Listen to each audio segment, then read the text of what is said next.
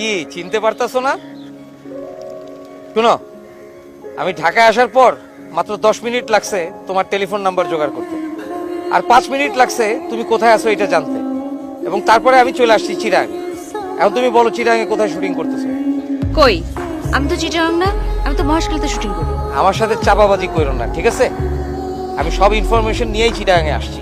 তুমি আসলে কি চাও বলো তো? আমি একটু তোমার সঙ্গে কথা বলতে চাই। কি বলতে চাও বলো? সেটা আমি তোমার সামনে সামনাসামনি দাঁড়ায় বলতে চাই। সেটা সম্ভব না। শিমু, তোমার সাথে আমার কি কমিটমেন্ট ছিল? আমি বিদেশ যাবো, টাকা রোজগার করবো, তারপরে ফিরে এসে তোমার বিয়ে করবো।